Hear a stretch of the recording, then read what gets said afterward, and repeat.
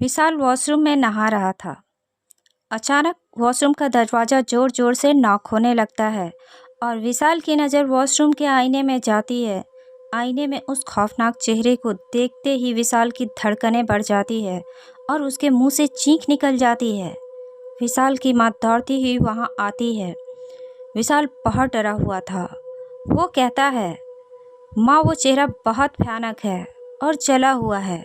उसकी माँ समझाती है, बेटा ये तेरा वहम है, तू जगा हुआ रहता है, तू नाइट शिफ्ट करता है, इसी वजह से तुझे ऐसा लग रहा है। ये तेरा वहम है, तुझे डरने की ज़रूरत नहीं है, तू थोड़ा आराम कर ले। और उसकी माँ वहाँ से चली जाती है। विशाल सोने के लिए रूम में चला जाता है और तभी रूम का दरवाज़ा अचानक ज़ोरदार आवाज़ के साथ लॉक हो जाता है। विशाल दरवाज़ा खोलने के लिए भागता है, तभी कांच की विंडो टूटती है और विशाल की नज़र बेड पे चली जाती है। उसकी धड़कनें बहुत ज़ोर ज़ोर से धड़कने लगती है और उसे चक्कर आने लगता है। वही खौफनाक और जला हुआ चेहरा उसके बेड पे बैठा हुआ था और लगातार विशाल को घूरे जा रहा था। ऐसा लग रहा था कि वो विशाल को वहीं के वहीं मार डालेगा। विशाल को चक्कर आने लगता है क्योंकि उसकी नज़र खौफनाक चेहरे से मिल चुकी थी। वो चेहरा इतना खौफनाक और उसकी आंखें लाल थी। ऐसा लग रहा था कि उसकी आंखों से अब तक खून टपक जाएगा। और तभी उसकी माँ की चीखने की आवाज़ सुनाई देती है। विशाल खुद को संभालता हुआ रूम से जैसे तैसे बाहर निकलता है।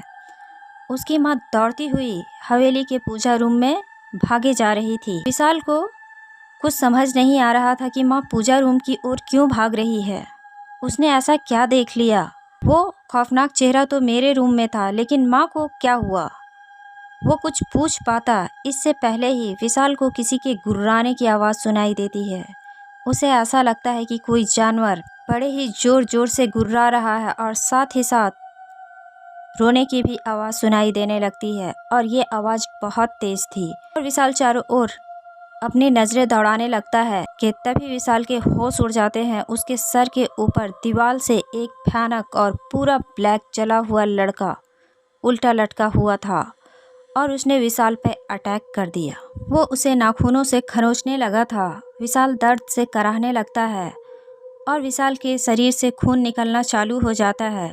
जब विशाल के शरीर से खून निकल रहा था तो वो लड़का बहुत ही ज़ोर ज़ोर से हंसने लगता है और साथ ही साथ वो भयानक चेहरा जो अभी विशाल के रूम में था वो भी अब वहाँ पे आ चुकी थी। वो एक जली हुई औरत थी और दोनों ही इतने ज़ोर ज़ोर से हंस रहे थे कि उनकी भयानक हंसी पूरी हवेली में गूंज रही थी। ऐसा लग रहा था ये दोनों मिलकर विशाल और उसकी माँ को मार डालेंगे। जब उसकी माँ ने विशाल की आवाज़ सुनी और वो उस ओर देखती है तो उसके पैरों तले की ज़मीन खिसक जाती है कि ये दोनों तो आज मुझे और मेरे बेटे को मार ही डालेंगे। और तभी उनके दिमाग में पंडित जी का ख्याल आ जाता है और वो फटाक से पंडित जी को कॉल करने लगती है। जब वो पंडित जी को कॉल करती है और सारी बात बताती है और इधर उसका बेटा दर्द से चीख चिल्ला रहा था, मदद की गुहार लगा रहा था, लेकिन वहाँ मदद करने के लिए कोई भी नहीं था।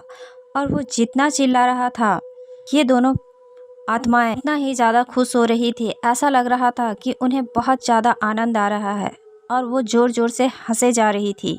तो पंडित जी उधर से कहते हैं, मैं आपके लिए कुछ नहीं कर सकता हूँ, अब जो करना है वो आपको ही करना है।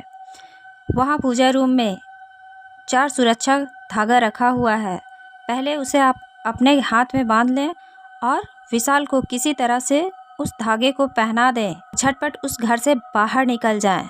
जब तक आप उस घर में हैं मैं ना तो वहाँ आ सकता हूँ और ना ही कोई आपकी मदद कर सकता है। आप जैसे भी हो वहाँ से निकलें। इतना सुनने के साथ ही विशाल की माँ वहाँ धागा ढूंढना चालू कर देती है और उन्हें वहाँ पे 4 सुरक्षा धागा नज़र आ जाता है। वो धागा ले करके विशाल की ओर आने लगती है। तभी एक कमरे में आग लग जाती है। पूरे हवेली में ये आग ऐसी लगी हुई थी जैसे लग रहा था कि ये हवेली जलकर खाक हो जाएगी। और विशाल बेहोश हो चुका था और हवेली में हंसी की आवाज़ गूंजने लगी थी। उसकी माँ का दिमाग फटने लगा था। वो दौड़ती हुई घसीटते हुए अपने बेटे को लेकर के वहाँ से बाहर निकल जाती है। और जब वो वहाँ से बाहर निकल जाती है तो उसकी नज़र हवेली के अंदर जाती है। वहाँ पे कोई भी आग नहीं लगा हुआ था, वो आग बुझ चुकी थी। वहाँ से अब हंसी की नहीं बल्कि एक दर्द भरी चीखने चिल्लाने की आवाज़ सुनाई दे रही थी, जो पूरे हवेली में गूंज रही थी। कोई दर्द से करा रहा था और कोई चिल्ला रहा था। ऐसा लग रहा था कि किसी को हेल्प की ज़रूरत है। उसकी माँ विशाल को जैसे तैसे वहाँ से बाहर रोड पे लाती है और पेड़ के नीचे बैठ करके वो अपने बेटे को होश में लाती है। विशाल बहुत ज़्यादा डरा हुआ था और विशाल की माँ को पंडित जी का ख्याल आता है कि पंडित जी को कैसे पता था कि वहाँ सुरक्षा कवच है। पंडित जी को ज़रूर इस हवेली के बारे में सारी सच्चाई पता है और वो उसे कॉल लगा देती है। वो जानना चाह रही थी कि इस हवेली का राज क्या है और उनसे पूछती है कि आपको कैसे पता चला कि यहाँ पे सुरक्षा धागा रखा हुआ है। पंडित जी कहते हैं, मैं पहले उस हवेली का पंडित था। उस हवेली में बहुत गलत हुआ था। हवेली का मालिक अपनी पत्नी और उसके बेटे को बड़ी ही बेरहमी के साथ जलाकर मार दिए थे, जिसकी आत्मा अभी तुम्हारे साथ थी। वो तुम्हें भी मार डालती क्योंकि वो बहुत ही क्रोधित है, उनके साथ बहुत गलत हुआ था। मालिक किसी और से शादी करना चाहते थे और वो इसके खिलाफ थी और साथ ही साथ उनका छोटा सा बेटा भी इस शादी के खिलाफ था, जिसके लिए मालिक अपनी माँ और 2 नौकरों के साथ मिलकर उसे उसके कमरे में ही जलाकर मार देते हैं। और मरने के साथ ही मालिक को हर जगह उसकी पत्नी और उसका बेटा दिखाई देने लगा था और उसे वही भयानक चेहरा दिखता था जैसा वो दोनों माँ बेटा जलकर मरे थे। और साथ ही साथ उन नौकरों को भी मालिक मुझसे ही मदद मांगे थे और मैं उनके लिए वो सुरक्षा कवच अपने गुरु से लेकर आया था। ये वो सुरक्षा कवच थे जिसे कोई भी आत्मा तोड़ नहीं सकती थी, लेकिन मालिक इसे धारण कर पाते इससे पहले ही उसने मालिक से अपना बदला ले लिया, क्योंकि पहले उस धागा को अपने पूजा घर में रखना था और पूरे घर में गंगा जल छिड़कना था। जब वो लोग इस काम को करने के लिए पहुंचते हैं तभी अचानक से हवेली का दरवाज़ा लॉक हो जाता है और ये लोग दरवाज़ा खोल नहीं पाते हैं। हवेली में आग लग जाती है। ये आग की लपटें इतनी भयानक और इतनी तेज़ थी कि इन्हें कुछ भी दिखाई नहीं दे रहा था कि ये कहाँ भागे और कहाँ जाए। और पूरे हवेली में ज़ोर ज़ोर से रोने और चीखने की आवाज़ सुनाई देने लगी थी। उनका दिमाग फट जाता है और वो वहीं पे जल करके मर जाते हैं। और तब से लेकर आज तक इस हवेली को किसी ने नहीं खरीदा था और इस हवेली में उन दोनों की आत्मा भटकती रहती है। वहाँ से चीखने चिल्लाने की आवाज़ें आती रहती है। उस हवेली में सिवाय पूजा घर को छोड़कर पूरा रूम जल गया था, लेकिन जब लोग वहाँ पहुँचते हैं तो उन्हें जलने की कोई निशान नहीं मिलती है। सिर्फ 4 डेड बॉडीज़ मिलते हैं जो मालिक, उसकी माँ और 2 नौकरों की थी। ऐसा लग रहा था कि उन्होंने खुद से सुसाइड किया है। लेकिन पूजा घर में आग की एक लपट तक नहीं पहुँची थी। पूजा घर बिल्कुल सेफ था, जिसकी वजह से मुझे मालूम था वो सुरक्षा धागा वहीं पे रखा हुआ है। अगर वो सुरक्षा धागा ये लोग ग्रहण कर लिए होते तो आज मालिक जिंदा होते। आपने इस हवेली को क्यों खरीदा?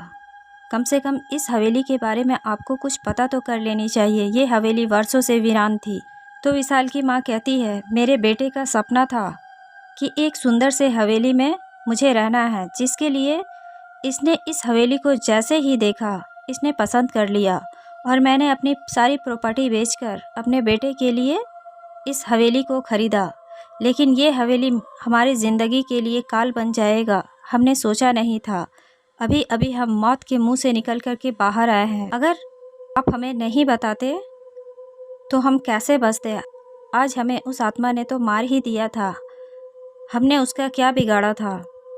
तो पंडित जी कहते हैं कि उस आत्मा का क्रोध अभी भी शांत नहीं हुआ है।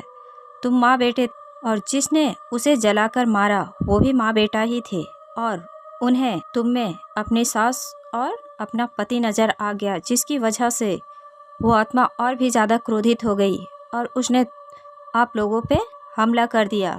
तुम दोनों यहाँ से चले जाओ, भूल कर भी अंदर मत जाना, वरना तुम्हें कोई नहीं बचा सकता।